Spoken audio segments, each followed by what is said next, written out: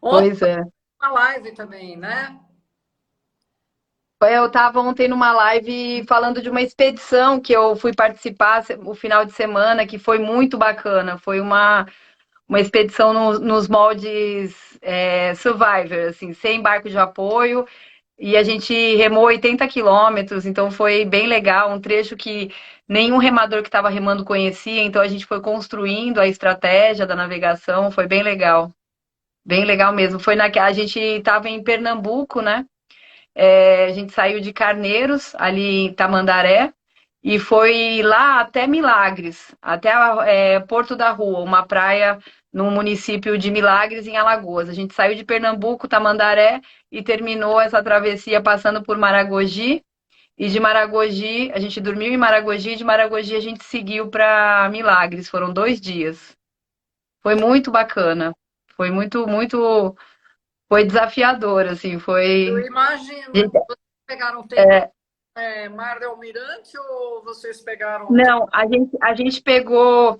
A ideia nossa, quando foi fazer essa expedição, era pegar um downwind, né? Era pegar o Nordeste, que já teoricamente o Nordeste já teria entrado nessa época, né? Do ano.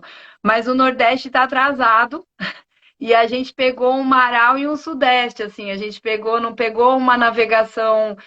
Pegamos um vento de bochecha, né? De ladinho. E quando não, de aleta, assim, meio também, um vento meio de diagonal contra. Mas a gente foi construindo isso, foi aceitando a resiliência, o lugar era muito lindo, enfim. A gente foi entendendo. É legal que quando tem dificuldade, você tem que achar. O mar sempre tem, mesmo no contra, tem um a favor ali, né? E aí é legal porque te desafia a achar esse confortável, né? Esse difícil, mas com conforto. E aí foi muito bom. Foi uma experiência. quantas pessoas tinham a bordo da canoa? Nós estávamos em 4 canoas. Cada canoa são 6 remadores, né? E a gente estava com uma canoa à vela com 3 remadores. Então a gente estava com 27 pessoas, né? Isso em mar. No mar. E misturando homens, mulheres, diversas idades também, pessoas de diversas idades, diversas condições. E na terra a gente tinha um suporte de terra, né, que levava as nossas bagagens e tal. Ainda tinha um suporte de apoio na terra aí de mais umas 4, 5 pessoas trazendo o carro da galera para poder fazer o transporte, né? Porque no final a gente chegava num ponto final, né? A gente não foi e voltou. Então a gente terminou, foi uma perna só, né? Mas foi muito Ah, bom. foram, vocês não pararam em algum lugar e continuaram no dia seguinte. Vocês foram de uma vez Não, só. não. Não, nós paramos. A gente saiu de Tamandaré, Ah, remou 38 quilômetros até Maragogi. Ficamos numa praia em Maragogi. aí você Dormimos numa.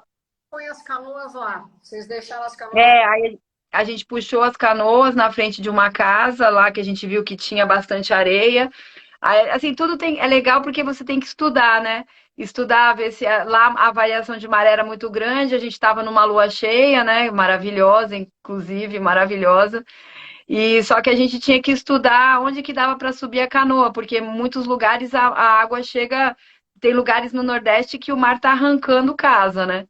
Então a gente visualizou esse lugar e deixou as canoas lá. E no dia seguinte, também em cima da maré, né, da possibilidade de conseguir sair, a gente começou a navegar de Maragogi sentido Milagres. E aí foram 42, 41 quilômetros no dia seguinte. Aí teve temporal que chegou e a gente teve que mudar a rota, encostar na praia, esperar passar aquele temporal, enfim. Foi bem legal, foram várias nuances, nuances de uma viagem. Ah, Teve surf de canoa, teve tudo. como é que funciona nesse sentido quando vocês têm várias canoas? Cada canoa tem um capitão ou não? Foi muito legal que essa foi a primeira expedição que eu fui com o pessoal do Nordeste, né? A galera que estava lá, a maioria era do Nordeste. Então, assim, o pessoal do Sudeste já está mais envolvido com canoa e tal. Lá a canoa tá começando a chegar, né? Então, foi muito legal porque teve um respeito mútuo, assim. Então, cada canoa tem o seu capitão, normalmente é o leme, né? Ou o remador mais experiente, né? E a gente conversa e define uma rota, né? Do que vai fazer, mas muito a gente vai sentindo o mar, né?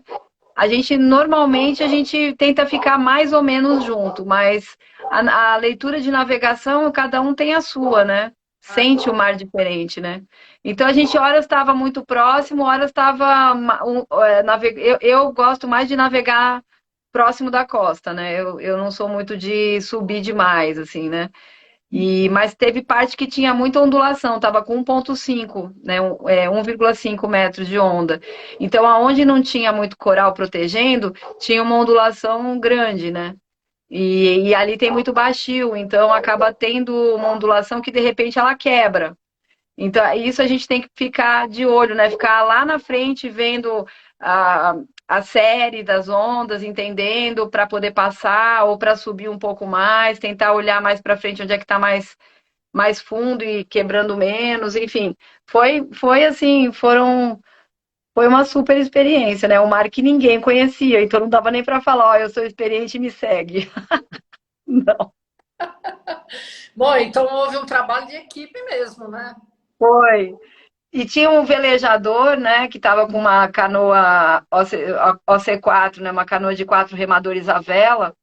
E esse rapaz, nossa, ele tem uma sensibilidade com o mar, assim, e o Bruno, e ele mora em Pipa, né? Inclusive agora em dezembro vai ter uma experiência parecida em Pipa, só que eles conhecem ali, né? Vai ter da Wind, de canoa, eles vão fazer um festival, vai se chamar Manafest, que é um encontro de pessoas do mar, né, lá em Pipa, e vão ter várias clínicas acontecendo, vai ter uma palestra, uma explicação do que vai ser feito no dia seguinte e a gente vai executar pequenas tarefas, né? Tipo uma travessia de Dawinde, que vai sair de Barra do Cunhaú, Formosa, até Timbal do Sul, subindo para o Rio Grande do Norte.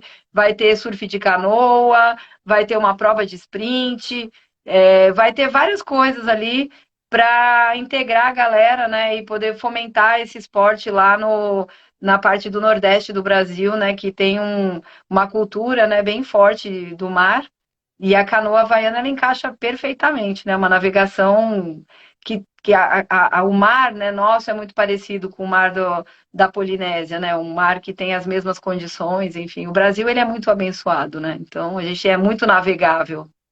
E a canoa, ela te dá essa possibilidade dessas viagens de canoa aí, movidas à força humana. É, é incrível. Bom, vamos. Eu queria que você se apresentasse, porque talvez tenha um público meu assim que não te conhece, e eu queria Aham. te apresentar. Pode falar. Tá. Eu sou Georgia Michelucci, moro em São Sebastião, sou apaixonada por esporte, né? Sempre fiz muitos esportes, fui bailarina desde os meus 4 anos, assim, sempre envolvi a dança e joguei vôlei muitos anos. Na minha época de juventude, joguei vôlei e participei de campeonatos do município, jogos abertos, regionais, enfim. Eu era apaixonada pelo vôlei e a dança, né? A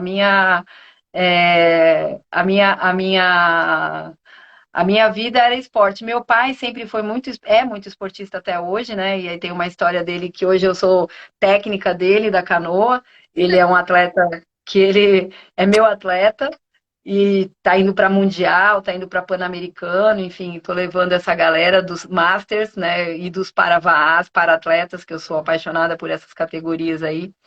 E aí eu sempre fui de correr com meu pai, de velejar, andar de windsurf, enfim, sempre teve essa coisa de movimento, né? Meu pai sempre disse que a gente todo dia teria que fazer algum movimento, né? Que isso faz com que você tenha saúde, enfim.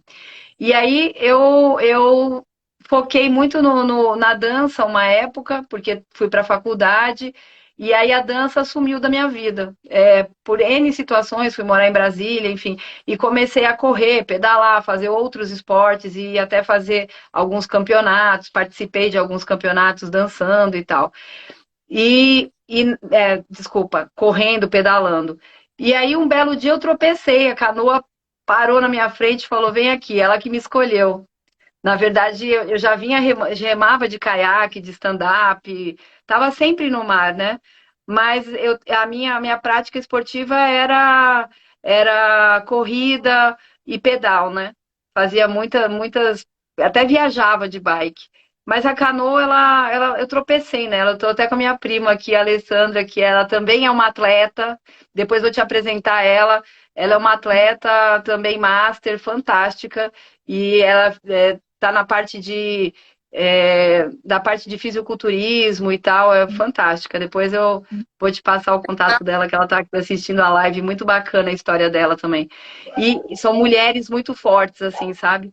E aí eu tropecei na canoa, fui fazer uma remada de aniversário de uma amiga com meu pai, com meu filho, na época meu companheiro e uns amigos, e eu nem sabia o que era aquilo, a minha amiga queria fazer comemorar, e eu fui na Ilhabela e eu entrei dentro daquela canoa e eu falei, meu Deus, uma sensação coletiva tão boa, uma sensação de vai, sabe? Esse mar é seu, sabe? Nossa, uma sensação de liberdade, sabe? Uma sensação de exploração, uma sensação de escorregar num lugar liso, né? Eu não sei te explicar. E aquilo me encantou. E eu achava que isso ia passar. Eu fiquei muito tempo achando que essa sensação que a canoa me trazia ia passar. E eu fiquei alguns primeiros anos, assim, nos 2, 3 primeiros anos, eu achava que uma hora esse encanto ia assumir, que era coisa da minha cabeça, sabe? Mas não, a coisa foi ficando cada vez mais tão incrível e cada vez que eu me relacionava com a canoa ou que eu me propunha a fazer alguma coisa e o que surgia de oportunidades, né? Eu deixava fluir. Então a canoa ela fez umas coisas comigo muito importantes. Primeiro foi me silenciar, né? A canoa me fez ficar mais silenciosa, mais calma. E depois, além disso, a questão de deixa fluir, deixa fluir. Não tem pressa. As coisas vão se alinhar, né? E a canoa tem esse poder do alinhamento. Sair para remar e você fazer uma remada onde você tem um começo e um fim, você tem uma direção. A canoa ela tem uma formação de seta, né? Então, essa possibilidade, você sai da canoa depois e fala, nossa, tá tudo bem. Você alinha, sabe? É como se você alinhasse, como na meditação, né? Então, eu entendo a canoa hoje, ela tem o corpo, né? A força física, é um movimento que você trabalha o corpo inteiro. Se você pegar a técnica da remada, você tem uma complementação de força de membro superior e inferior, mas ela tem também uma meditação ativa, ela tem um espírito, uma presença, sabe? E que em alguns momentos você entra num processo de meditação ativa que você tem essa presença da consciência pura, que te dá a sensação de Deus em você, né? Da parte do uno, do universo, você como parte do todo. Então E aí, nesse meio tempo, eu fui para o Tahiti, né? E tive a possibilidade de vivenciar o esporte, porque eu ainda, quando fui para o Tahiti, fiquei um pouco preocupada, que eu fui para um mundial, né? Eu fui me apaixonando pela canoa e a canoa foi me colocando num monte de competições e foi indo, e foi indo, e foi indo, e assim, eu me destaquei muito, né? Coletivamente, eu falo, é mais do que uma força física. A canoa ela é mais do que uma força física, porque ela não é só um esporte que a força define. Na verdade, às vezes a força atrapalha, ela trava a canoa. Se você não souber, se você não sentir. Então a canoa ela é mais que isso, ela é uma navegação, ela é um complexo de coisas e um encontro de pessoas e de entrega e de perfeição de movimento e de fazer a força no momento exato, né?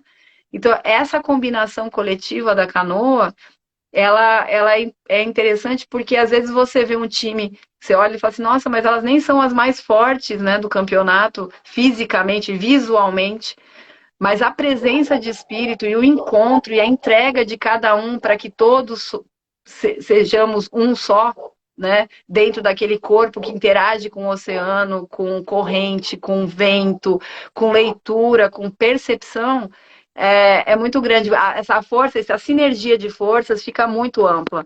Então, essa coisa da canoa é que é mágica, que às vezes você pega uma canoa de senhores de 70 anos e eles andam, às vezes, melhor do que um time de 50. Você fala, como pode, né?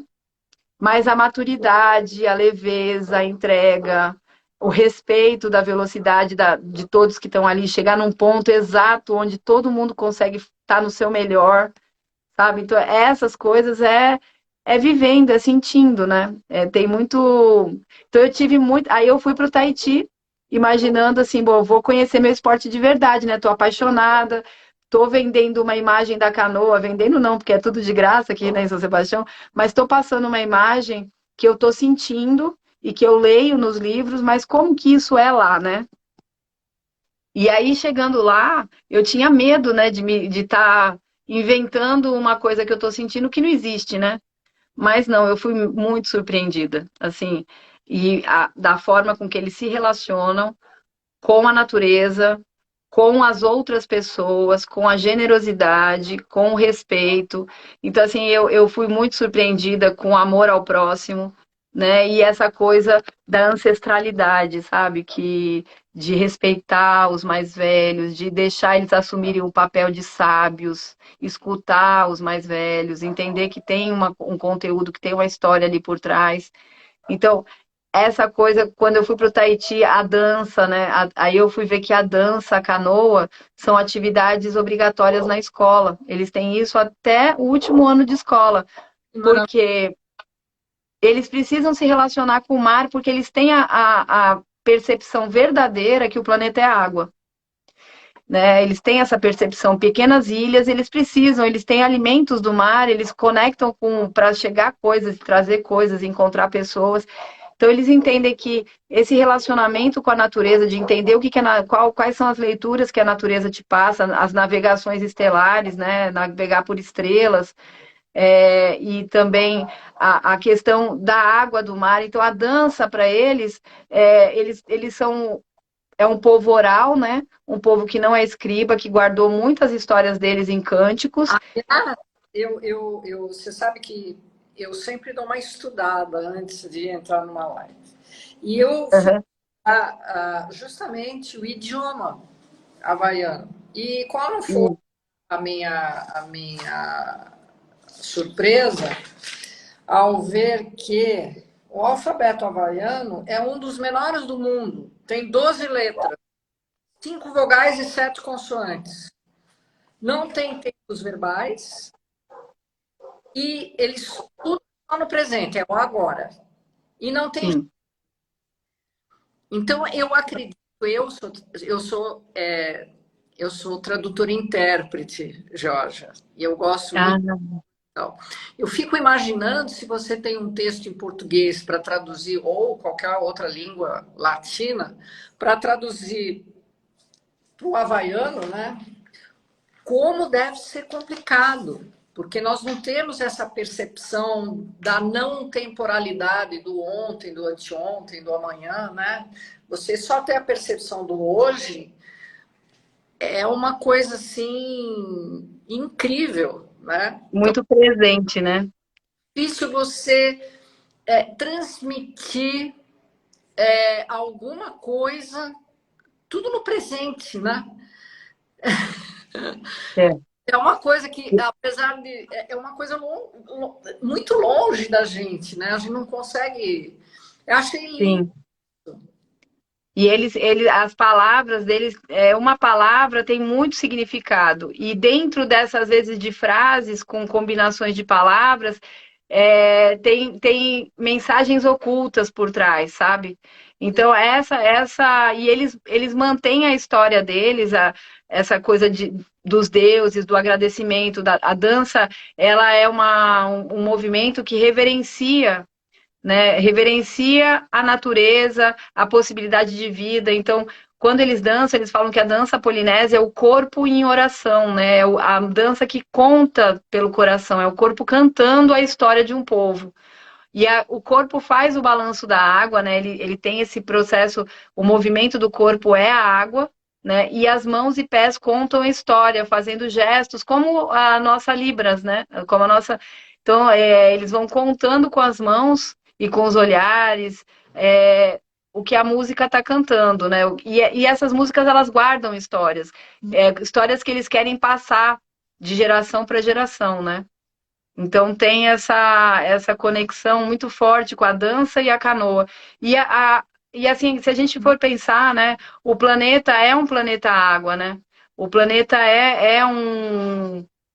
nosso corpo tem a mesma proporção de água que o planeta, né? A gente tem a água como um elemento que entra e sai do nosso corpo e se relaciona, né? É algo que entra e sai o tempo todo. A gente toma água, a gente elimina as toxinas pela urina, que é a água, né? Na sua quase 100%, né?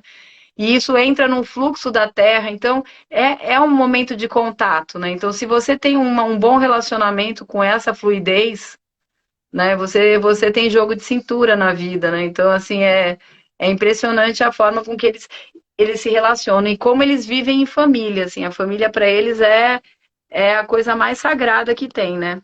E a canoa, ela tem essa história de ser um ente da família. Diferente de ser um equipamento para algumas pessoas, a canoa é equipamento de treino, ponto.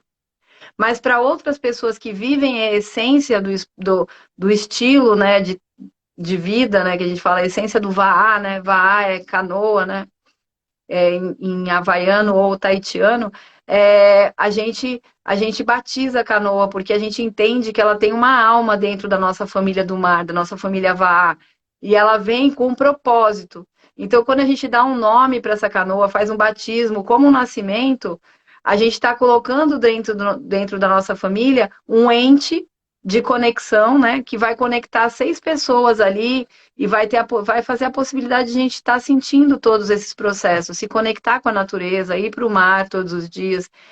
E é dessa forma que eles viviam, né? Eles tinham árvores que eles sabiam que iam ter uma boa possibilidade de virar canoa. As intempéries faziam com que a copa da árvore, que futuramente seria uma proa de uma canoa, estaria bem trabalhada com essas ventanias para poder aguentar as pancadas de ondas do mar. E a raiz dela, aonde fica o leme, onde fica quem dá a direção, estaria muito alicerçada na melhor direção. Então, essa história, essa forma com que eles percebiam a natureza, né, e percebiam a melhor forma de construir a sua embarcação e que ela estava preparada porque ela estava relacionada com tudo que estava acontecendo em volta, é muito simples, né? É muito de percepção mesmo, né? A gente está conectado. Mas não deixa de ser muito profundo. Muito. A gente estava até conversando, tem um ditado havaiano, um havaiano explicando que, assim, que quando a gente sabe, relacionando a sabedoria com um círculo, né? Então, eu tenho um círculo do que eu sei.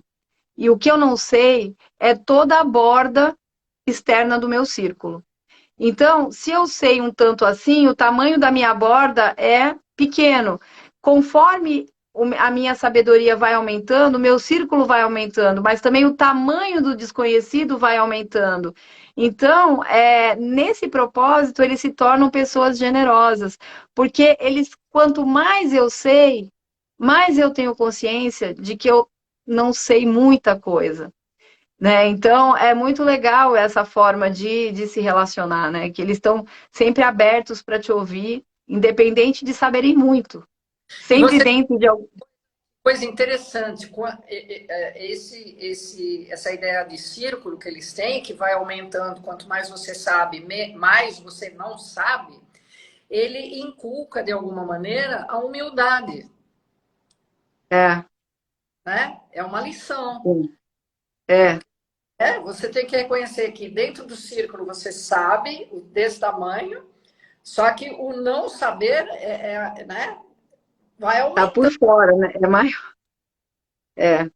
Vai te dando cada vez mais consciência disso. E aí eles têm uma arte espiritual, né, no Havaí, que se chama Runa Kupua, que é o segredo do curador. É uma arte milenar, antiga, E aí ele tem os princípios da runa, e um dos princípios da runa é o que você falou, que os verbos dele são no presente, que é manawa, que é o poder do agora, é a presença, né?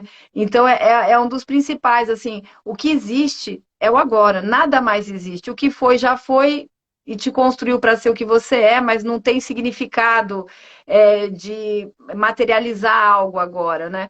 E o que vai ser não é. Não tem, não existe. Então, essa forma. E uma das coisas também tem um princípio que eu gosto muito, que é o Kala, né? Tem o Manaua, tem o Kala. O Kala é que tudo é possível, nada é impossível, né? Então, eles têm. O Pono faz parte do princípio também. São 9 princípios, e o Aloha faz parte, né? Que é generosidade, paciência, que são os princípios da generosidade, paciência, compreensão, enfim, é o espírito aloha que a gente fala, né? Muita gente fala aloha, aloha, mas quando você sabe o que é o aloha, né? Você começa a falar a palavra com muito mais conteúdo, né? A profundidade do amor fraterno. É, É, verdade. é muito E lindo. aí, nesse contexto todo, assim, eu acabei virando uma atleta da canoa. Fiz educação física, fiz vários, assim, estou competindo já há alguns anos, né? E a canoa tem me colocado em cada lugar que eu vou te falar. Eu falo, gente, como que pode, sabe? Então, assim, eu fui para o Tahiti no Campeonato Mundial em 2018. Depois, a gente foi campeã brasileira algumas vezes, Master 40 e tal. Aí eu fui para Rapa Nui, para Ilha de Páscoa, no Pan-Americano. Participei do Pan-Americano aqui, que foi no Brasil, mas em Rapa Nui fiquei 7 dias lá interagindo com eles, que também são os polinésios diferentes, né? Mais roots, assim, mais. Eles são muito longe de tudo. Imagina uma ilha que não tem nada, é só eles, né? 3.400 quilômetros longe de qualquer pedaço de terra, né? Do Chile, do Tahiti, enfim, é o umbigo do planeta, né? E foi muito legal. Nós fomos campeãs pan-americanas lá em Rapa Nui, na Master 40. Depois, a gente foi campeã brasileira para ir para o Havaí, que seria em agosto de 2020, mas aí veio a pandemia e o campeonato não aconteceu. Aí em 2021 a gente foi campeãs de novo, e aí a gente foi para Londres. A gente acabou de voltar agora em agosto do Mundial de Londres, e aí eu levei a canoa de 70 a mais masculina, né? Canoa para Todos, que meu pai é um dos remadores. E agora eles estão indo, fizeram o brasileiro de novo, ganharam, a gente também ganhou, e a gente está indo agora em novembro para o Pan-Americano no Chile. Estamos toda essa galera de novo. E a gente vai o ano que vem para Samoa, também já ganha, já estamos com a vaga. Mas é assim, é presente, mais presente, mais presente. É muito bom, muito bom. Sabe que eu vi aqui que existe lá em Bora Bora, onde você ficou, vários campeonatos, né? Tem o que eles chamam de. Reiva, Reiva. Isso. Eu fui lá no Reiva. É. É, E como é que. é, Porque parece então, que dura um mês, né? 15 dias. dura um mês. Eu fiquei. O Reiva para eles é como se fosse o Natal para gente, como se fosse o Círio de Nazaré em Belém do Pará. É um mês que eles reverenciam, é um festival exótico, muito bacana, porque envolve dança, cultura e canoa. Então, assim, eles fortalecem bem isso. Tem campeonatos regionais em tudo quanto é ilha na Polinésia Francesa. Tem em Papete, que é a ilha principal da Polinésia, mas tem nas cidades em volta, tem em Moréa, que é na frente de Papete, tem em Bora Bora. E qualquer lugar que você for nessa época vai ter festival de dança, de canções. e vai ter campeonatos regionais de canoa. E eles vão vestidos a caráter, eles vão com coroa de flores, com pariôs, né, que são as cangas. E esses campeonatos, eles como que eles fazem? Eles são campeonatos que eles produzem músicas e danças para contar a história do povo, para gerar mais conteúdo, para manter, perpetuar as histórias.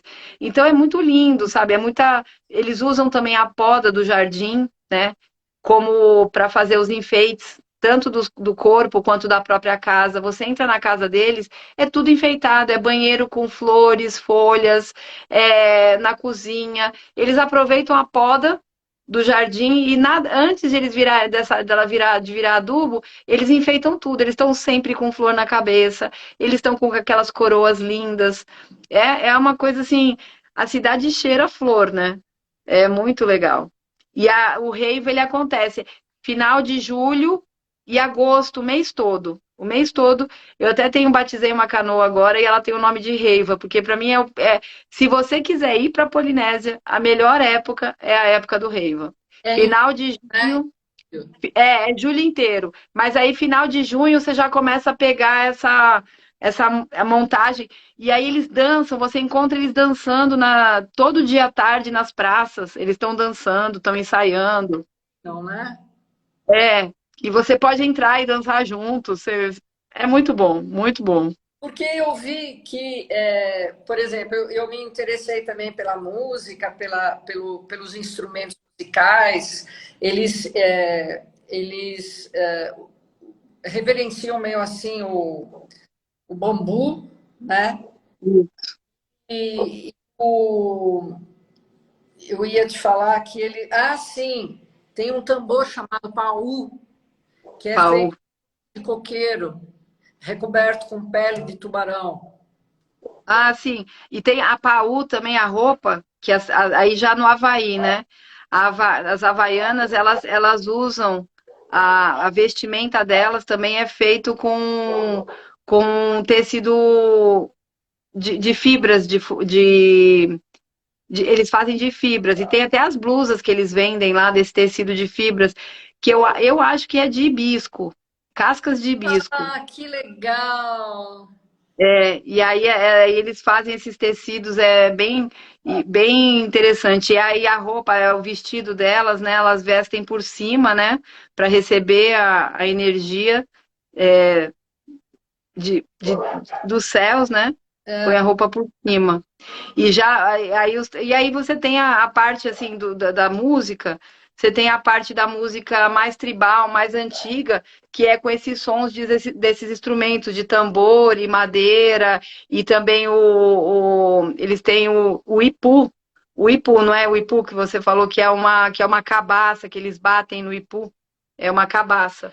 Eles têm essa cabaça, e aí esses sons de batida é a dança mais antiga, mais tribal. No Havaí chama Ula Carrico e no Tahiti normalmente eles chamam de Oteia. São danças mais tribais, assim, mais sonoras e tal. E aí você tem a parte mais moderna, que no Havaí é a Ulauana, que aí é quando já entra o ukulele, que é importado. O ukulele não é havaiano, né? Que é aquela violinha pequenininha. A sim. gente acha que o ukulele é havaiano, mas não. Ele veio de fora. E aí, quando você tem uma musicalidade com instrumentos de corda, já é uma parte mais moderna, isso, naquela região ali. Aí no Tahiti chama de aparima, são as danças mais tocadas, mais floreadas. E no Havaí tem a hula Auana, que eles chamam, que são as ulas mais festivas, mais que eles apresentam em hotéis, são as ulas mais tocadas, assim. Porque além da corrida de canoa, eu vi que eles fazem também, por exemplo, levantamento de pedra, transporte de Sim, fruta, subida no coqueiro, pegar o coqueiro e descer. é. Eles têm uma luta, né? Eles têm a luta, é, acho que é Kalua, se eu não me engano, o nome da luta. E a dança também, eles dançam, a luta tem a ver com a dança, sabe? Tem uma correlação. sei. Então eles usam esses treinos de apneia, né? Que eles pegam as pedras no fundo do mar, correm no fundo do mar, sobem no coqueiro. Eles usam essas técnicas para fortalecimento mesmo, né? E são muito fortes, assim. A estrutura do havaiano é forte pra caramba. Eu imagino. Muito legal. E eu vi também É, que tem uma cerimônia de caminhada no fogo, já que é famosa, né? é, O humo, que é o forno de terra. é que eles fazem no chão e passam andando. Ai, meu Deus. É, porque parece que os pés dele, por eles estarem o tempo todo descalços, né? É É bem grosso. É. muito duro. É, diz que é duro que nem cimento, assim. Então, eu acho que. Ah, Nossa, dá tempo, né? Se for curto, nossa, que cultura extraordinária, né? eu acho que tem até uma engraçado que o rapaz tem aquela galera do Porta dos Fundos. Sei. Eles fizeram há muito tempo atrás eles fizeram um negócio de Deus, né?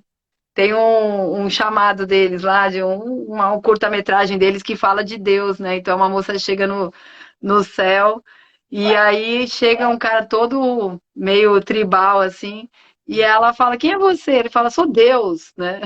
Depois o povo aí assiste. Depois que assiste aquilo, eu falei, nossa, tá tudo certo.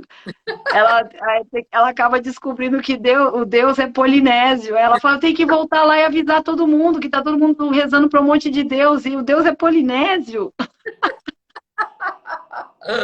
Aí eu pensei comigo, falei, pois é, Ô, Jorge, tem tudo a ver.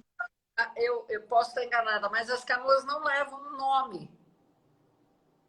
Não levo, leva, Levam, não? leva. Levam. A Então, gente batiza, toda canoa tem um nome. na canoa tá escrito o nome dela? Normalmente a gente põe lá na proa da canoa o nome, a gente coloca o nome. Qualquer embarcação.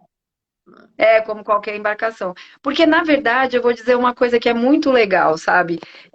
Esses povos do mar, por isso que, assim, hoje, eu acho, assim, que o legal não é você focar 100% numa situação só. A gente hoje é holístico, né?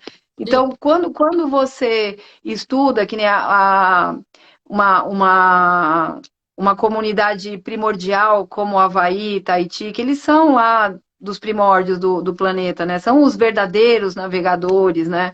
Que navegavam em qualquer condição e, enfim. Então, quando você começa a estudar, e começa a ver outras culturas de povos do mar, no México, né? Eu já fui lá para Tulum e vi vários registros nas pirâmides lá. As embarcações são muito semelhantes, embarcações muito semelhantes com as embarcações da canoa polinésia, com o flutuador do lado e tal, todo mundo remando junto para o mesmo lado, a remada muito parecida. E aí você vê que a relação deles com a natureza e também com a forma de lidar com as embarcações é muito parecida. Então você vai ver um caiçara, você vai ver um nativo, eles têm, se você for lá na essência, eles têm muitas coisas que se relacionam com a cultura. É que a modernidade fez a gente perder muito dessas coisas e aí faltam uns links, sabe? Que por exemplo, a Polinésia, ela, por estar muito longe de tudo, eu acho que eles Ela, mantiveram muito a cultura. ela conseguiu preservar. Sim, ela está bem preservada, é bem diferente do Havaí, assim, que você teve os Estados Unidos, que chegou lá, vários hotéis chiquérrimos e tal. Na Polinésia você não tem muito isso, e mesmo assim os resorts lá na Bora Bora tal, eles não dominam o ambiente, sabe? Não impregnam. É muito louco que você não tem aquelas. Ainda é tudo muito rústico, tem toda uma beleza. Mas eles tentam deixar o mais integrado na natureza possível, sabe? Não é aquela coisa, não tem prédio, não tem nada disso, assim. E a cidade na Polinésia, quando eu fui para lá, né, Papete, por exemplo, à noite você quer sair para jantar, não tem nada, tá tudo fechado. Eles começam, a cidade começa às 5:30 da manhã e às 3 da tarde, se você bobear, você nem ônibus tem mais. E vai todo mundo para suas casas, curtir as suas famílias. cantar, dançar, estar com seus entes queridos, eles valorizam demais essa relação familiar, sabe? É um amor entre eles que é muito, muito. Então, assim, a gente até quando estava lá, o pessoal falou assim, ó, não fica bobeando, porque se você pegar 3 horas da tarde, você não pega mais ônibus, não tem táxi, ninguém te leva para lugar nenhum, você fica lá, porque a galera vai viver a vida deles com a família deles. Então, do meio da tarde para frente é criançada brincando, é todo mundo em família, enfim. Eles têm essa valorização. Aí você vai sair à noite para jantar, não tem onde ir. Você vai fazer em casa, não tem. É assim, é simples assim. Então isso é muito legal, sabe? Que aí você percebe que eles mantêm um ritmo. Eles têm um ritmo do acordar do sol, quando o sol rompe a barreira do mar e chega, né? E o sol se vai começar antes do sol se pôr, eles ainda aproveitam o pouco do sol e aí quando dá 8 da noite está todo mundo dormindo. Já é um silêncio como se fosse 2 da manhã. E você acaba falando, vou fazer o quê? Vou dormir. Você entra no ritmo. Você entra no ritmo deles, você começa a ver que eles estão certos, eles são, né, circadianos, né? Seguem o ritmo do sol, né? E Mas posso te fazer uma pergunta, Jorge? Essas canoas hoje em dia, por exemplo, essas que você participa de competições e tudo, elas são feitas do quê hoje em dia? Então, Fibra. por enquanto a gente usa fibra. No Havaí, em algumas outras regiões, já tem canoas de fibra de carbono, né? Que chegam a pesar, sei lá, 90 quilos. As nossas canoas pesam 150, 170, mas elas são de fibra. E em Bora Bora, por exemplo, todas as canoas são como? As canoas dos... Então, eles têm canoas de fibra, né? Porque lá eles usam a canoa, a canoa, né, onde ficam os 6 remadores, o iaco, que é a madeira que conecta com o flutuador que se chama ama. Sim. Então, eles têm lá canoas que são feitas de madeira, de uma madeira só, mas eles também já têm fibras lá para não ter tanto desmatamento, e porque a fibra ela deixa a canoa mais leve, ela fica com uma hidrodinâmica interessante, né? Mas eles ainda têm, tanto no Havaí quanto no Tahiti, eles ainda têm canoas que são feitas de madeira. E tem alguns campeonatos no Havaí, por exemplo, que é só permitido canoa de madeira e remo 100% de madeira. Você não pode ter remo com fibra de carbono, que nem a gente usa muito a pá de fibra de carbono para melhorar a faca, né, de cortar na água, né, para ele entrar num ângulo sem fazer muito esforço, né, fazer uma boa lança na água e aí você puxa a remada. Então a gente usa a fibra de carbono, mas tem campeonatos no Havaí que não é permitido. Tem que ser aqueles campeonatos bem regionais que você vai ao natural, né? Canoa de madeira, remo de madeira, que é bem legal, né? E você sabe que madeira que é essa? Não. Coa. No Havaí eles usam a coa, que é uma madeira lá regional deles. É KOA, coa. É uma madeira é uma árvore que eles têm lá, que é a árvore que eles usam para fazer canoa. Eu vi que tem uma diferença entre as canoas havaianas e as canoas tahitianas, né? As havaianas têm um fundo envergado para o mar agitado e a É, Tahiti tem um cockpit. isso. A gente diz que a canoa, que nem eu sempre falo, canoa polinésia, É, porque é do triângulo polinésio, né? E elas têm, o que que elas têm de similar? Uma canoa, né? Um corpo onde ficam 6 remadores sentados um atrás do outro, e o iaco, que é a madeira que conecta a ama. Só que no Havaí, elas são chamadas de OC6, Outring Canoe. OC6, que é um formato mais redondo do casco, a parte de baixo do casco é mais redonda e tipo uma bananinha, assim, por causa desse surf, dessa navegação. E ela é mais aberta, é uma canoa aberta. Já no Havaí, no Tahiti, em Rapa Nui, na Nova Zelândia, na Austrália, as canoas são chamadas de V6. O casco é em forma de V. o casco tem um V, assim, sabe? Que corta mais uma proa lá na frente mais alta para cortar o mar. E ela tem, parecendo um foguete, assim, ela tem um cockpit, né? Cada remador fica com um cockpitzinho que nem caiaque fechado, né? Então Sei. cada remador tem o seu cockpit, mas também tem o IACO, a AMA, assim, a hidrodinâmica de uma V6 é muito mais eficiente do que uma OC6. Sei. Ela é uma canoa que, na verdade, ela funciona bem no mar grande também, surfa muito. É mais estilo mesmo de fundo do barco mesmo, uma canoa. Ela tem ela mantém mais uma linha reta, mas na hora de você fazer uma volta com ela, você precisa fazer uma volta mais longa, ela não gira tão rápido como a Havaiana. Canoa Havaiana você gira no próprio eixo, assim, vira, né? Ah, Você é. muda de direção. A V6, como ela tem esse casco em V, ela segura muita água, então para você fazer uma manobra com ela, você tem que ter um espaço maior, né? Mas assim, a navegação de uma canoa, você pega uma mesma equipe, coloca dentro de uma canoa havaiana, e aí depois você tira e coloca numa canoa V6, a velocidade média sobe 2,5, 3 quilômetros por hora. Nossa. Então, ela é eficiente, assim, a V6 é bem eficiente, esse casco em V ela é bem eficiente mesmo, assim, melhora muito o desempenho. A tendência que eu acho, assim, mundial, os campeonatos irem migrando para V6. Os mundiais, só no Havaí que não, né? Não sei como é que vai ser. Em 2024 vai ter etapa do campeonato mundial, vai ser no Havaí.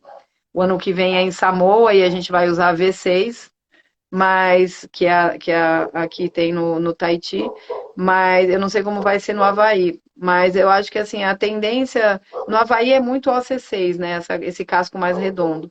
Mas se for pensar na questão de conforto, de eficiência, com menos cansaço, uma canoa V6, ela é muito mais eficiente, assim, ela é gostosa de remar, ela escorrega mais, a gente avança mais, né? Desliza melhor. Então, sim. Eu É, até, eu, quando tenho que competir, uso pouco. Eu tenho uma V6, né? E aí a gente começa a remar de V6, só que aí de V6. Eu falo, galera, vamos de OC6, porque a hora que a gente sentar na OC6, a gente vai sofrer. Porque ela fica mais pesada, é uma remada mais pesada. e Mas aí é isso. eu vi que trabalha bastante o core, né? Braço, glúteo. É, posterior de coxa, coxa, porque a remada, o braço, né, os braços, a remada é muito parecida com a natação, né? A mão de baixo, ela alcança lá na frente, como se fosse nadar um crawl, né?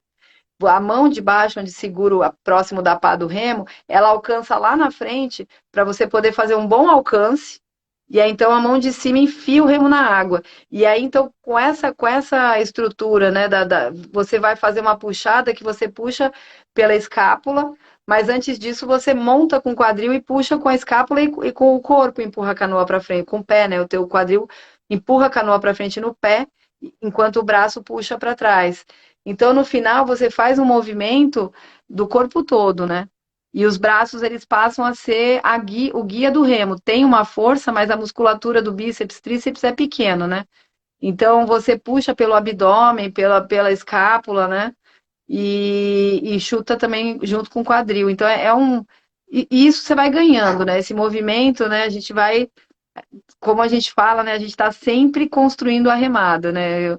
Eu ainda estou atrás de uma remada perfeita, assim como vários, a gente já teve várias técnicas, a gente já alterou técnicas. Antes era triangulado, a gente tinha uma remada havaiana, né, antigamente, no 2016, 17.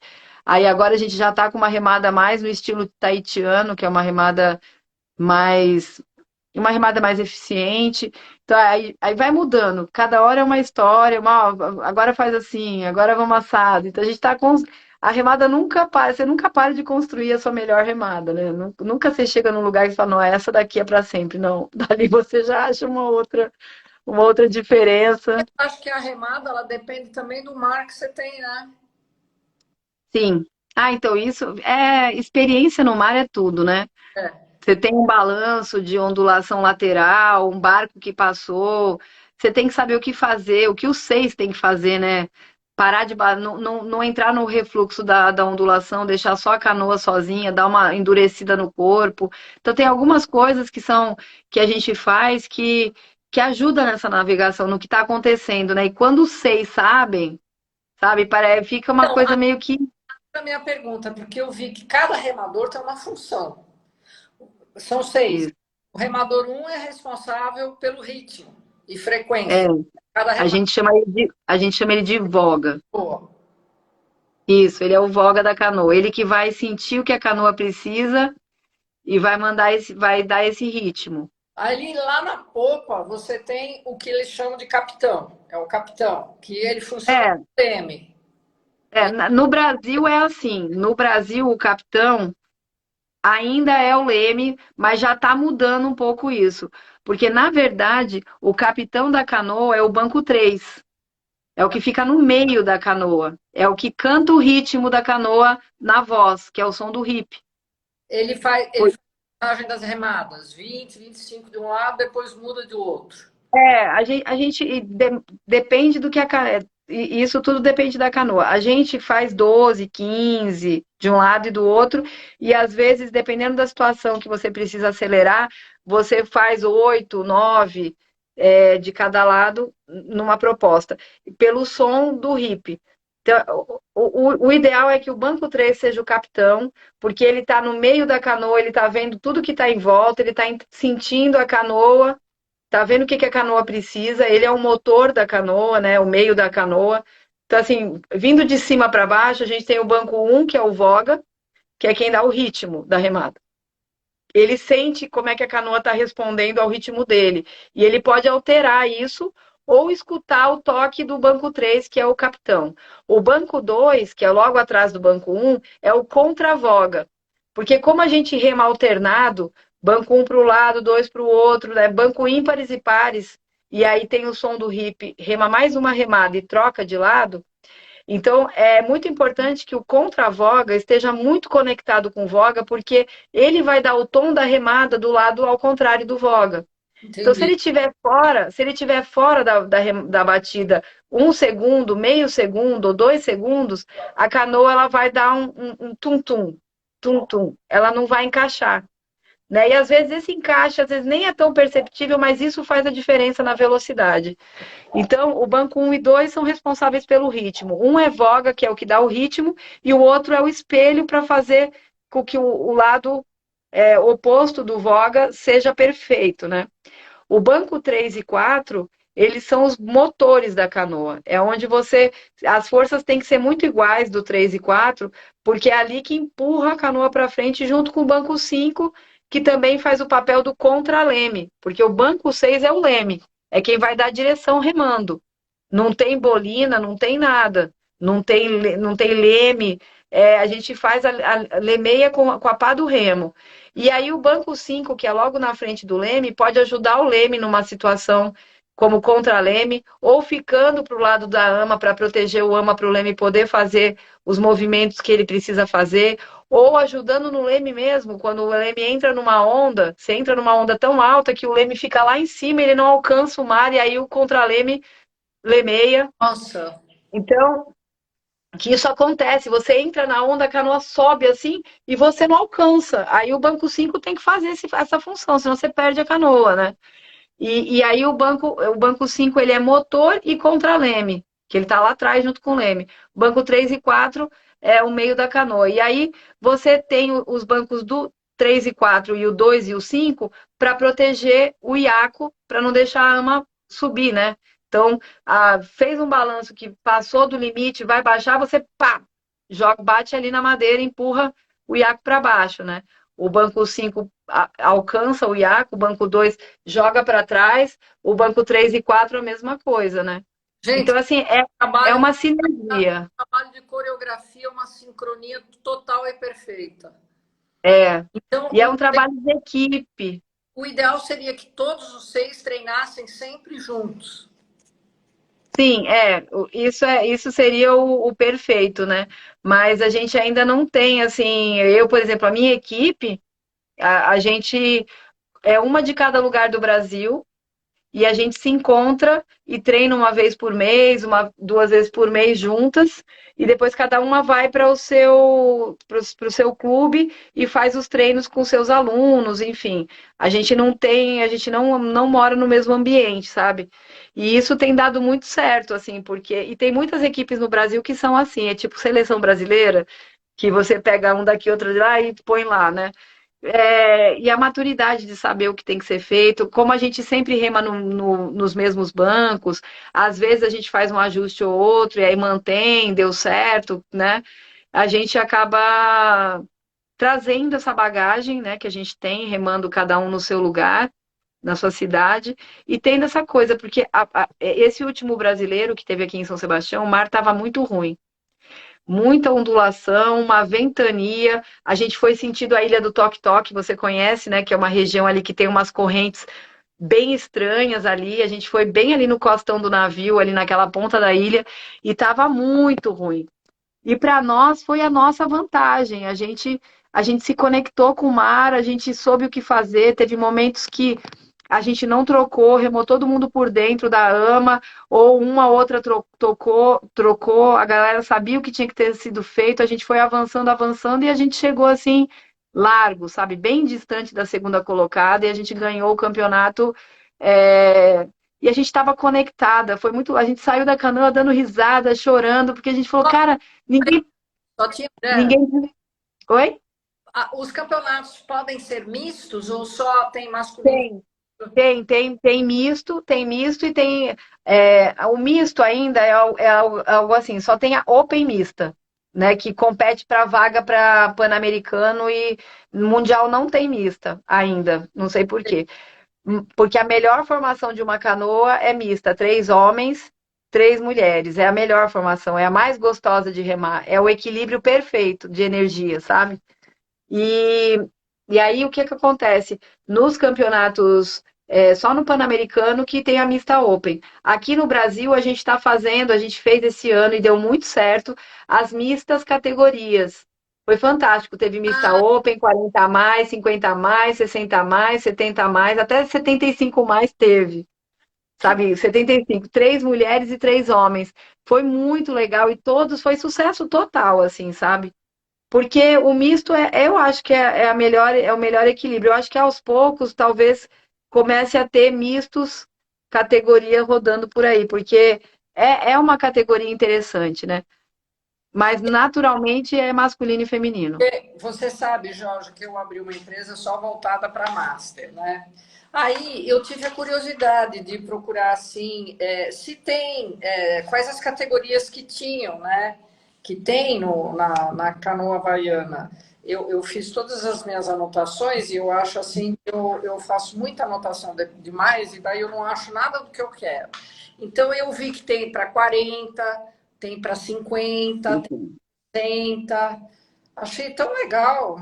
Não, e a canoa, ela tá assim, ela tá separada em 2 tipos de prova, Sei. né? Isso pensando tanto nacional, na verdade, assim, a canoa nacionalmente, ela para as provas nacionais, ela está separada em V1 e OC1, que são V1 é Tahitiana, New Zealand e tal, né? Que é a formação da canoa em V, que nem a V6, só que é para um remador só. E não tem leme, o leme é na pá do remo. E a OC1, que é do Havaí, que tem um leme que você usa no pé. Né? Então é para um remador só. Então tem competições brasileiras de V1 e OC1 para todas essas categorias, feminina e masculina, da Open 40, 50, 60, 70. Aí tem da OC2, que são de 2 remadores, é uma canoa havaiana, isso no Brasil, né? E aí também com categorias, né? E tem categoria mista. Tem a V3, que é uma embarcação de 3 remadores, que você também consegue ter mista, masculina e todas as categorias. E tem as OC6, né? E V6, que tem todas essas categorias. Fora isso, a gente tem isso de maratona, né, de remada longa, 10 quilômetros, 18 quilômetros, 25 quilômetros, isso para o brasileiro. E aí você tem agora uma categoria, uma prova nova que é a sprint, 500 metros, 1.500, 1.000 metros, que é muito legal, porque pega todas essas categorias e a partir dos 70 separa a categoria a cada 5 anos. E normalmente o sprint, o país consegue levar 5 canoas por categoria. Então a gente consegue fazer uma delegação gigante, né? O Brasil já tem levado delegações enormes. Apesar do Tahiti, Havaí, Nova Zelândia chegar com 900 atletas, o Brasil chega com 150, né? Mas a gente foi a quarta delegação esse ano em Londres. Para falar, achei, ó, Supermaster, Master Ouro, né? Ouro. Quando você fala levar, vocês têm subsídio, têm patrocínio, têm apoio que leva em todas essas pessoas ou cada um por si, Deus por todos, amém? Por enquanto, cada um por si, Deus por todos, amém. A gente se vira nos 30. 2019 a gente achou que a gente ia conseguir o Bolsa. Ih, caiu. Ah, não, caiu. Eu acho que ela vai ter que desligar e ligar novamente. Está congelada a imagem. Eu acho que ela caiu. 2019, a gente tinha essa história de tentar conseguir algum apoio do Ministério dos Esportes e tal, para pelo menos as categorias Opens, né? E aí veio a pandemia e isso tudo se perdeu e a gente acabou não resgatando isso e eu não sei como é que tá essas histórias aí. O que eu sei é que, assim, as provas de sprint, né, no Mundial, né, o sprint de V1 e o sprint de OC6, eu acho que tende, né, a canoa de V1 já está até nas Olimpíadas, né, que foi o Ezaquias, tal, que é a K1, né? Ai, que coisa não... Nossa Senhora. Nossa, fantástico, né? Nossa, Fantástico. eu achei... E os nossos para-atletas para-vaás também, o cowboy, eles estão ganhando tudo, assim, sabe? O Brasil, como para-atletas, eu sempre falo, a gente tem que favorecer essa categoria, porque todo campeonato que a gente vai, quem traz medalha de ouro, quem coloca o Brasil lá na frente são os para-atletas. Eles ganham tudo. A gente tem um poder, né? A gente tem um berço de atletas aqui que a gente precisava fortalecer mais, sabe? Quando a gente vai para lá, o Brasil se destaca, né? E aí agora, esse Mundial, a gente foi... Como é que seria, desculpa te cortar, como é que seria, dependendo da deficiência da pessoa, existe na canoa algum tipo de adaptação? Classificação. Tem. Tem sim, VL1, VL2, VL3. A gente já acaba usando mais ou menos a classificação da canoagem mesmo, né? Que é bem parecido, né? A gente antes estava dentro da CBCA, né? Da Associação Brasileira de Canoagem, né? E aí agora a gente está na CBVA, né? Da Comissão Brasileira de VAA, né? Que ela é nova, ela se formou agora em 2019, 18, 19, né? E então, assim, tem, a gente ainda tem as classificadoras, a gente ainda está classificando esses atletas, é uma coisa muito nova ainda. Mas quando a gente vai para o Mundial com esses atletas, se eles conseguirem ir para o Mundial, lá já tem a classificação na hora, então é perfeito, você consegue ter uma classificação internacional, né? Então, você classificou uma vez, está classificado, a não ser que você tenha uma outra lesão, que você tenha alguma outra novidade, né? Ou alguma doença degenerativa que você vá perdendo muito a mobilidade, e aí você pode reclassificar. Mas, assim, eu acho que a canoa polinésia tem muita chance de entrar na Olimpíada, assim, já está tendendo, né, já tem uma tendência, pelo menos a individual já tem, mas a V6, esse ano, o campeonato mundial foi em Londres, em Dorney Lake, né, no lago lá de Windsor, Dorney Lake, que é onde foi as Olimpíadas, e foi lindo de ver aquelas canoas gigantes fazendo as boias, e foi muito bonito. Assim. 14 metros? Elas têm 14 metros e a raia da canoa, para você usar de boia, ela tem 12 metros e meio, uma raia e a outra também. E para você fazer o giro, você tem que girar dentro desses 25 metros aí, sabe? Você tem que fazer um giro e ela não pode tocar em nenhuma das boias, senão você queima e é desclassificado. É uma prova de bastante técnica, muito, muito bacana. E o Brasil está chegando, a gente ficou muito bem classificado, assim, a gente chegou ao terceiro lugar em algumas provas, segundo, em Londres foi a melhor participação do país, né? A gente foi a quarta maior delegação. Quantos, mais ou menos, como é que fala, canoístas existem no Brasil? Remadores de VAR. Olha só, assim, para a Confederação Brasileira, a gente está com cadastro aí de perto de uns 2.000 e poucos cadastrados, mas de remadores no Brasil, a gente deve estar beirando aí perto de uns 8, 10 mil pessoas que remam. Porque o que acontece? A Confederação Brasileira, você só se cadastra se você for competir num campeonato brasileiro. Mas nem todo mundo está competindo. As pessoas vão competir em festivais, Aloha Spirit, Copa, festivais de remo. Assim, a galera ainda tem muito medo do brasileiro, né? E o brasileiro tende a ficar cada vez mais difícil para poder classificar para o Mundial com provas semelhantes do que você vai encontrar lá fora, né? Como é que Não dá para você fazer. Oi? Como é essa classificação? Você tem uma prova e como é que depois classifica? Como é que funciona? Então, assim, quem classifica, as provas que classificam para Mundial e Pan-Americano são provas oficiais realizadas pela Confederação Brasileira de VAR, CBVAR. E aí, normalmente, como você classifica tanto o OC1, V1, V3, OC6, e tanto maratona, né, que é longas provas mais longas, como sprint, a CBVA normalmente faz 2 etapas. Só que com a pandemia, ela passou a fazer etapa única.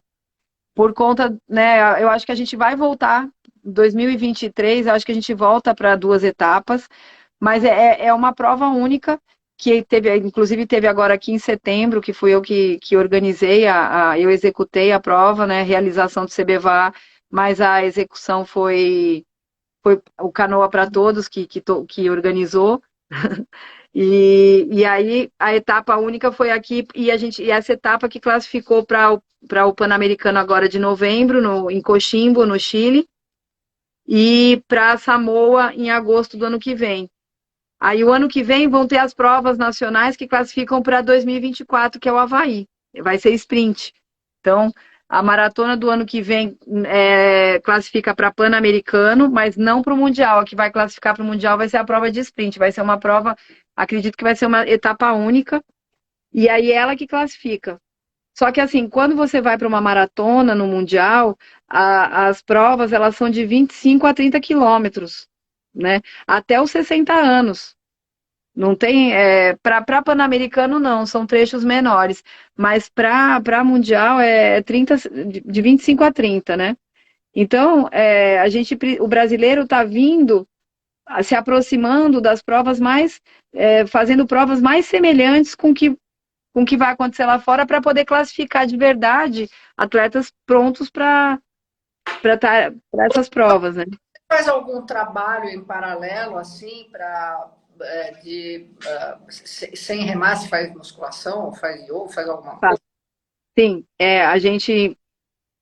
quando a gente decide, até com técnicos, né, a gente acaba a gente tá começando agora a pensar em um técnico, mas tudo que a gente vê, assim, vai querer competir de canoa, né, vai ser teu esporte, é nível de alto rendimento, então a gente sempre complementa. Tem a parte técnica da canoa, mas aí a gente faz um aeróbico fora, que seja corrida, que seja bike indoor, que seja algo, né? Normalmente corrida ou bike, a gente complementa semanalmente para ter um cardio mais alto do que você vai usar na canoa, para poder ter espaço de volume de oxigênio no pulmão, né? E aí a gente também faz um trabalho de força, flexibilidade e resistência. Então, assim, eu não faço musculação de equipamentos, né? Mas eu faço um treino de força e resistência usando as barras de LPO, os querubels. Então, assim, eu faço uns treinos voltados, né, para fortalecimento dos grupos musculares que eu vou usar na canoa. Né, de uma forma que também não me enrijeça, né, que não perca a flexibilidade do movimento, né? Então a gente tem sim que fazer exercício fora, porque senão você estagna. Precisa ter um bom alongamento, né? Você É, precisa. então acaba tendo que ter esse complemento. Ah, que bacana. E do ponto de vista, por exemplo, lesões, tem? Então, é assim, a gente tem quando você começa a ter uma consciência corporal e você começa a melhorar a postura e a técnica de remada, que é o que os taitianos têm feito, eles têm buscado uma técnica de remada onde seja orgânico, onde seja um movimento fluido, né, onde você tenha menos desgaste e mais eficiência, né, da remada.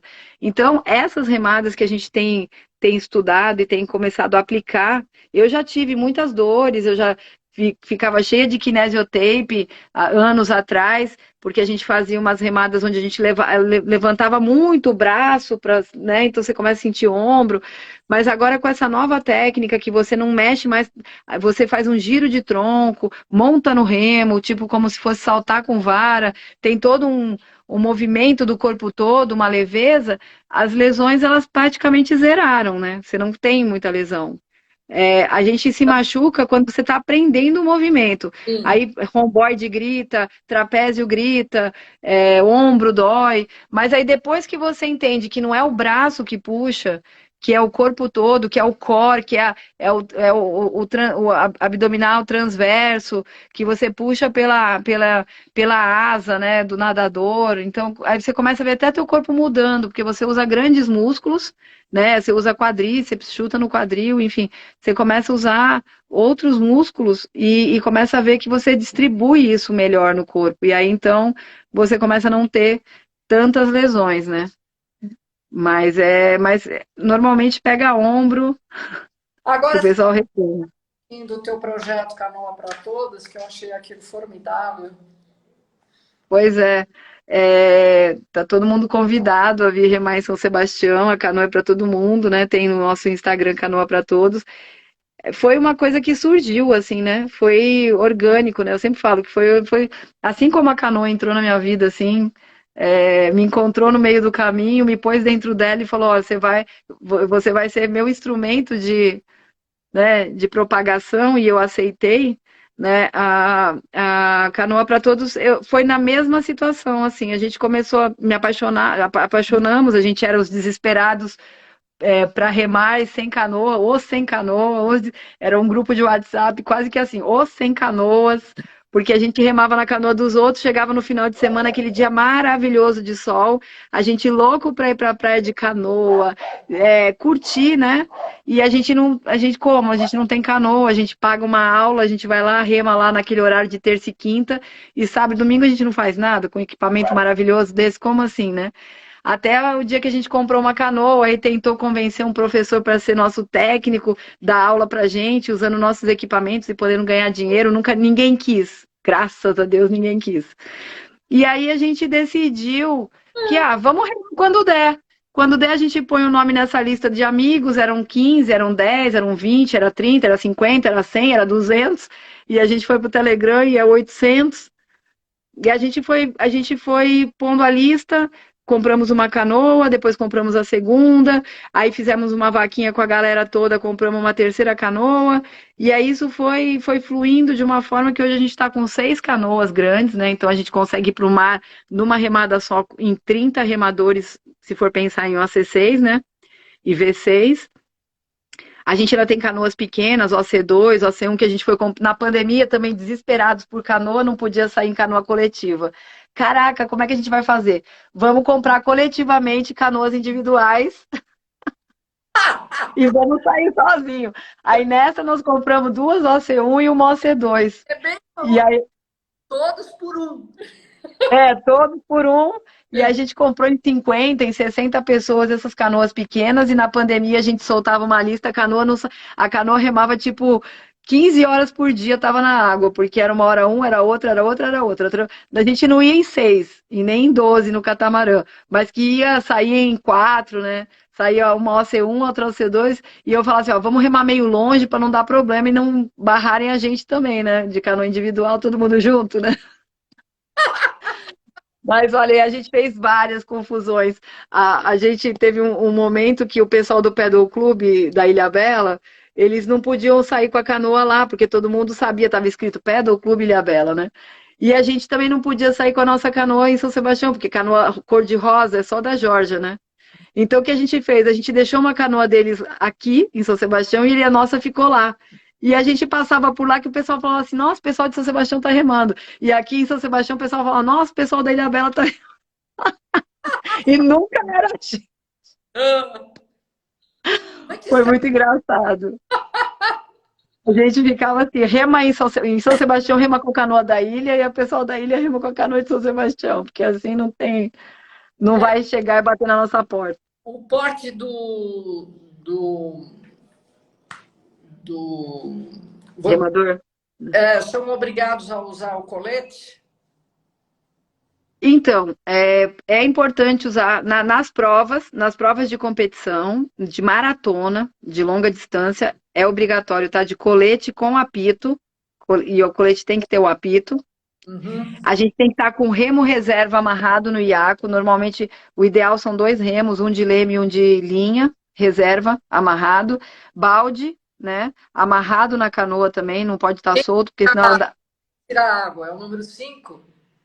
Não, então, essa coisa do tirar água é muito. O pessoal fala que é o número 5, né? Mas não, tira água onde está com mais água. Às vezes é o 4. Às vezes é o 4 mais que tira água, porque é mais quase o meio da canoa, que a água vai toda. Na OC6 a água fica mais no meio da canoa do que nas pontas, né? Mas, e aí, assim, e às vezes quem tira água é aquele que tá cansado, que fala, vou tirar água, vai respirar. E aí a gente fala, continua remando, deixa para tirar água depois. A pessoa, não, mas eu vou tirar, tá cheio. Você tá querendo parar para de remar para poder respirar. É engraçado. E agora tem uma coisa bem legal, que são as provas além das provas oficiais do CBVA e tal, são as provas de longa travessia. Essas provas, elas têm várias provas no mundo, provas chanceladas como Molokai Oahu, né, no Havaí, que é uma travessia de uma ilha para outra, como a Waikinui, no Tahiti, que são 3 dias de prova. Oi? Representa mais ou menos quantos quilômetros? A Molokai Oahu são mais ou menos 65 quilômetros e vão fazendo trocas no mar. Você tem a equipe, ela não é só 6 remadores e você vai trocando no mar. Pula na água, a canoa vem em movimento e um remador pula de um lado e você sobe do outro e continua remando.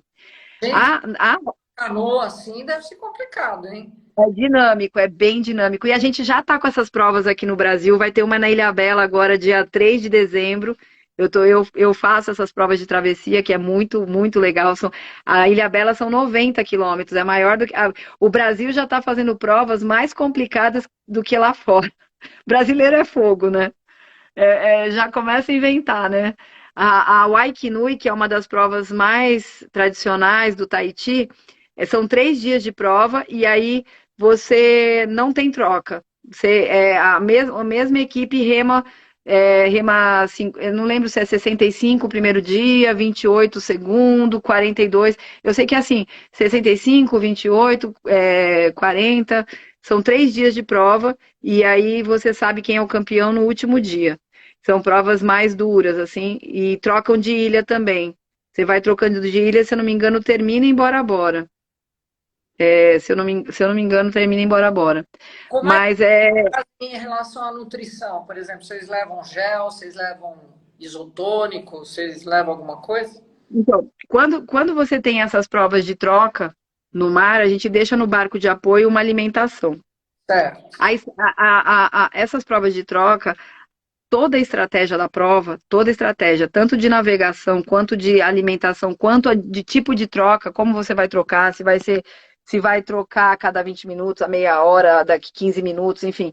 Toda essa estratégia é da equipe. Então, é uma prova que a gente começa a elaborar ela primeiro, na montagem da equipe. Então, é uma prova que começa lá atrás e que você começa a estudar a prova sabendo quem são os seus remadores, o peso de cada um, enfim, como eles estão preparados, se eles, qual é o melhor momento deles. Será que esses remadores ficam bem remando 20, descansando 20?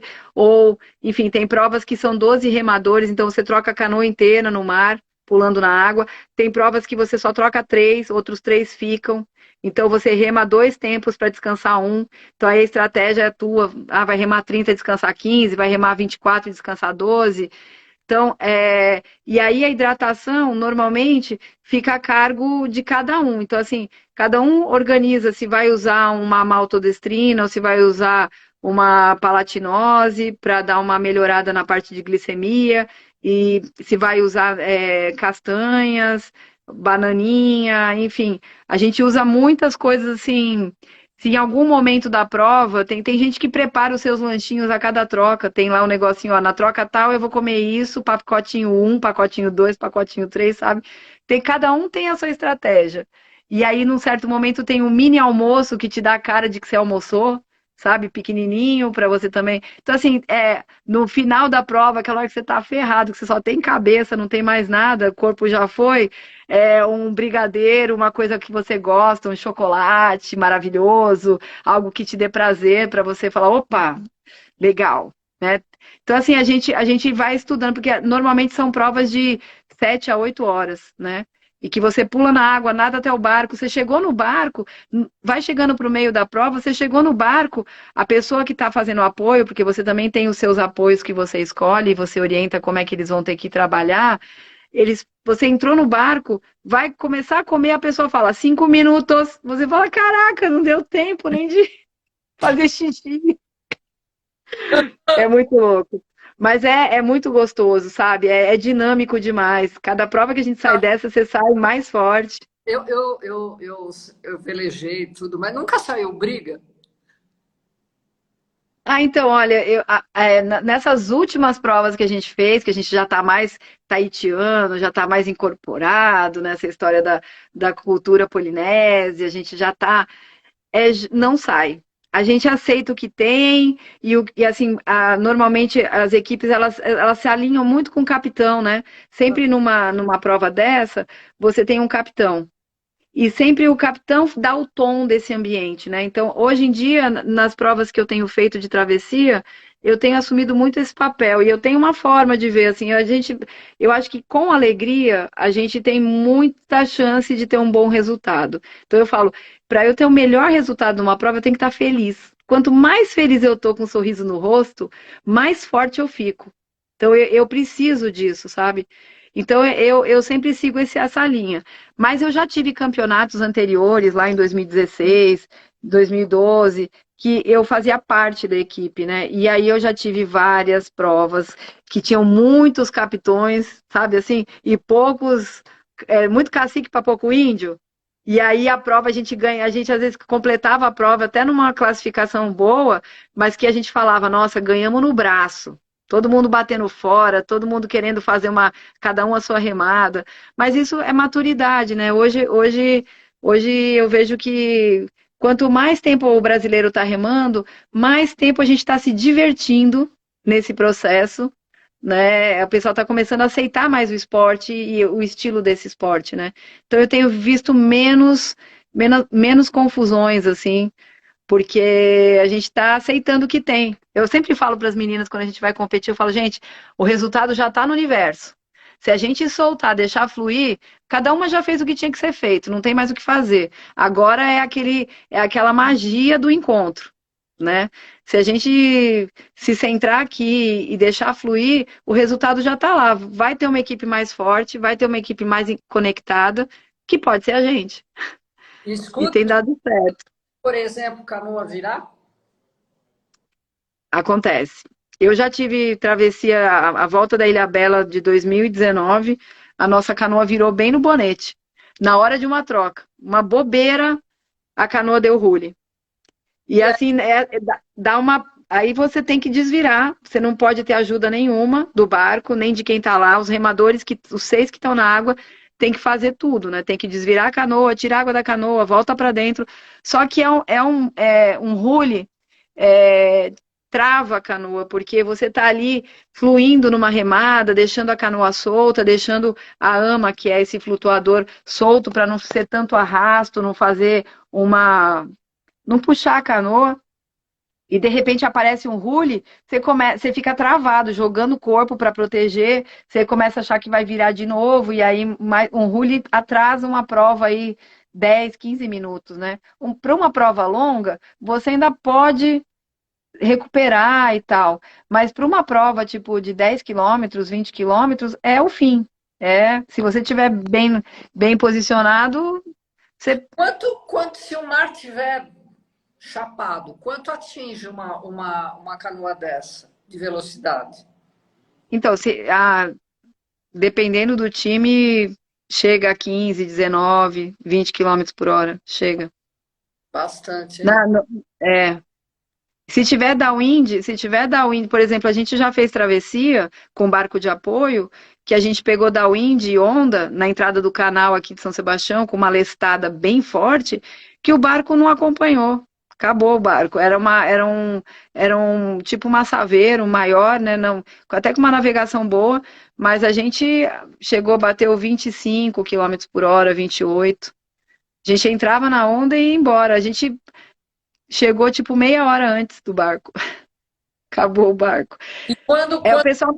você lá no Bonete tudo, foi por quê? Por que virou?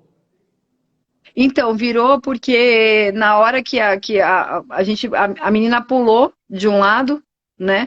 E ela foi tentar ajudar a outra remadora que não estava conseguindo subir. Então ela pegou a que ia sair, puxou a remadora. Só que ela puxou a remadora e a remadora saiu pelo lado de lá e trouxe a canoa junto. Sabe assim? Então, assim, para esse tipo de prova, a gente até fala, assim, eu falo, quando a gente monta o time, eu falo, gente, tem que saber subir sozinho na canoa. Não dá para ficar querendo ajuda. É uma prova que primeiro limitador dessa prova é você sobe na canoa, sozinho, com ela em A movimento, gruda na borda e sobe. canoa, que altura que tem? Ela tem uns 60 centímetros para cima do mar. Só que ela vem em movimento, né? Ela vem a 10, 12 quilômetros por hora, você tem que grudar no lugar certo e aí subir. Ah, porque Subir como se fosse subir, sabe? Subir assim, vum. continuam remando. E continua. Eles remam até chegar em você. Se for trocar os 6, eles remam até chegar, põe o remo embaixo do banco e pula pelo lado direito enquanto você gruda no lado esquerdo. Só que você tem que grudar forte para a canoa não virar, porque ele tá jogando o corpo pro lado que não tem ama, né? Aí Sim. você gruda, sobe e já começa a remar. Quando trocam só 3, os outros 3 que estão na canoa continuam remando. Então a velocidade cai, tá 10, 12, cai para 8 e volta. Né? Já quando você troca todo mundo, ele cai para 4, mas ela não para. Ela continua no movimento. Tem que ter uma técnica para subir nessa canoa de 60 centímetros Tem. de altura. No Instagram do Canoa para Todos, eu ensino subir na canoa lá. Tem lá 2.000 visualizações, mas eu comecei a ensinar, porque assim, também se você subir de forma errada, muita gente, até treinando, gente que na própria prova, quebra a costela. Porque vai subir apoiando na borda da canoa, empurrando a canoa para baixo, assim, sabe? Como se fosse subir na borda da piscina. Aí Sei. a mão escapa e você bate a costela. Aí acabou para você. Então, eu já tive pelo menos uns 7 amigos, até já remando comigo, que tiveram a costela trincada. E aí é uma dor que demora uns 8 meses, 10 meses para passar. Então, tem técnica para subir e ninguém conta, né? O grande lance é esse, né? Você aprende na raça.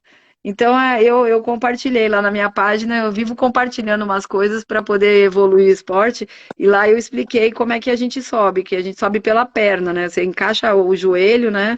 E cola na canoa, usa o banquinho como alavanca no pé e sobe pelo abdômen, né? Porque chega do meio da prova para frente, você não tem mais braço para subir no braço. E aí é a hora que machuca, que bate costela, enfim. Então você tem que ter uma técnica como se fosse pular muro, sabe? E aí essa técnica tem que treinar, né? Tem que treinar porque é, é o que define essa prova. Pô, dá para treinar fora?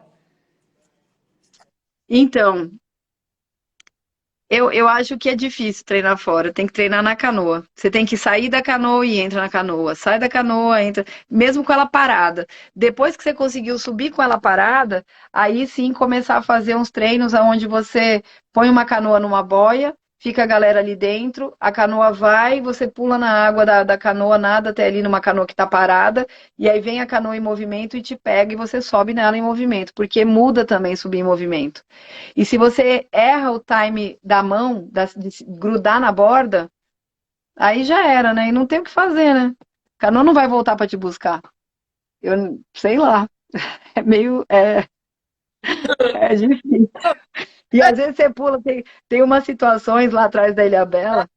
O mar, se tiver onda, se tem, Sim, né? tem lá atrás da ilha. O ano passado, a volta da Ilhabela estava cheio de água-viva, umas água-viva cor de rosa chá, estranha, pesada, sabe? Aí a gente pulou na água, comecei a olhar, falei, nossa, água-viva. Então, assim, além de você tentar ter que subir na canoa, desviar daquelas água-viva. E aí a gente decidiu não trocar naquele até sumir aquelas água-viva. Falei, galera, rema, porque aqui não dá para trocar, muita água-viva. Então tem todas essas nuances que acontecem, sabe? Já teve situação que você pula lá no farol do boi, lá atrás da Ilhabela, um lugar super abissal, sinistro, né? Mar grande. Você pula e o barco demora para chegar, uma sensação, você fala, meu Deus, sabe? Tô num lugar que não sei, tem baleia, tem orca, tem tubarão, tem tudo ali, né? Na travessia de Molokai-Oahu tem até um livro de uma amiga minha, Luísa Perim, Voo de Canoa, que ela conta várias histórias dela, enfim, e conta, também divulga um pouco da cultura e tal. Ela fala que ela fez uma travessia do Molokai-Oahu de stand-up e que ela olhava, assim, os tubarões passando por baixo, assim, sabe? E a galera faz troca no mar lá, pula na água. Então, assim, você fala, caraca, você tem que ter coragem. Tem que ter coragem. Você sabe que eu ia te perguntar isso, porque meu irmão foi mordido por um tubarão e teve um acidente feio, porque meu irmão faz pesca submarina, né? Nós somos todos da família ali de pescador submarino. Eu não faço mais porque eu não gosto da bichinha, mas enfim. É, ele foi mordido norte de Madagascar, sabe? Não. E aí ele foi transferido para a Ilha da Reunião, que tem um hospital de referência ali do Oceano Índico, né? Uhum. Nossa, rapaz, eu fui lá ficar com ele no hospital. Fiquei lá 20 e poucos dias. E os esportes aquáticos estão completamente suspensos ali, por conta do. Nossa. Totalmente suspenso. É, eu tava em Recife, em Pernambuco. Deve ter um desequilíbrio ali grande, né? Enorme. Eles têm que avisar, porque, por exemplo, eu fui para Pernambuco agora, né? Tava lá, e Recife, ali, Piedade, Praia da Boa Viagem, é uma, é, é um ataque atrás do outro e a galera ainda vai para dentro da água, assim, lá também tá com um desequilíbrio violento, assim, eles mecanicamente os tubarões estão indo para nadando, né, e entrando ali e acaba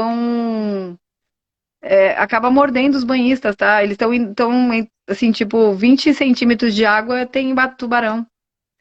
Então, assim, a gente tem. Eu só não entendo por que que como lá é muito quente, as pessoas querem ir para a água do mar e acham que não, é só mergulhinho e já volto, né? Acontece isso muito. O pessoal de Recife estava comentando. Não sei por que que eles não gradeiam alguma parte para os banhistas poderem tomar banho e fazem um monitoramento se não entrou o tubarão, enfim. Como tem na Europa, né? Eu sei que a Europa tem essas partes para você, onde tem tubarão branco, onde tem tubarão que ataca muito forte, tem umas partes que são isoladas para o banhista tomar banho, porque você não vai conseguir controlar. Alguém vai entrar e vai ter mais um ataque, e isso é uma coisa uma coisa atrás da outra, né? Isso Então, custa mais ou menos uma canoa dessa, Jorge? as canoas OC6, elas estão mais ou menos uns 27 a 30 mil reais. E como é que essa logística são os bastidores, né, que me interessam? Por exemplo, então, quem compra essa canoa? Onde fica? Como é que ela é guardada? Quem paga o lugar para ficar a canoa? Como é que funciona?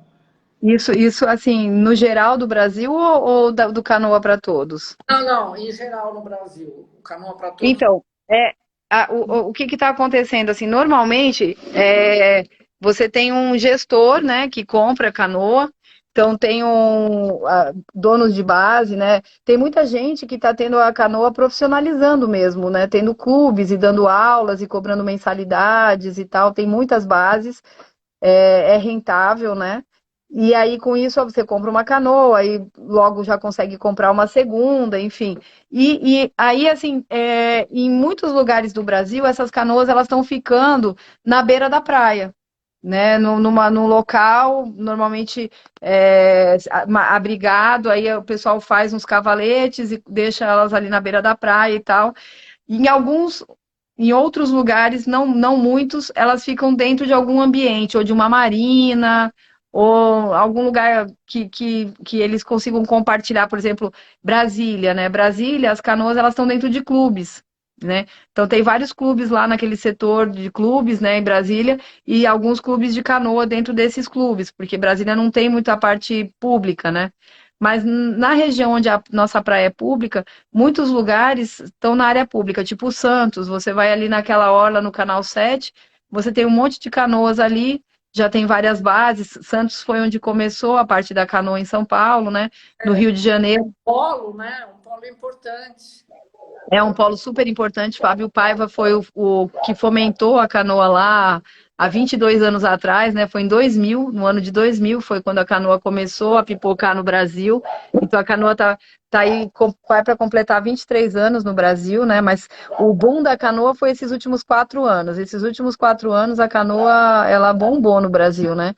E aí, essa galera deixa essas canoas assim, em muitos lugares do Brasil, a canoa fica na praia como se fosse uma comunidade caiçara, né? Uma comunidade nativa, comunidade dos povos do mar.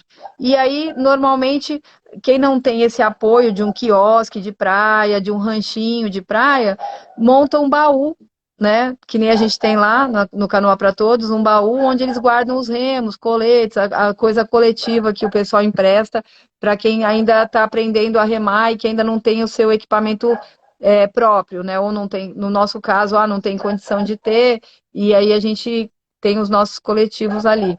Então, a maioria das bases estão mais ou menos nessa linha, de ficar na orla pública e ter um suporte, que pode ser um quiosque de uma praia, que pode ser um rancho de pescadores, ou um hotel que deixa você deixar as coisas, ou você compartilha um espaço.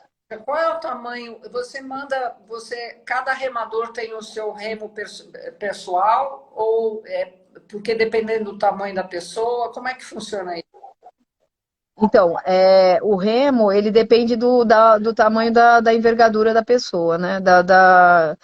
E aí, assim, normalmente a gente media antigamente o remo pelo externo. Então a gente apoiava o remo no chão e ele tinha que estar pelo menos na linha do mamilo, assim, na linha do externo, né?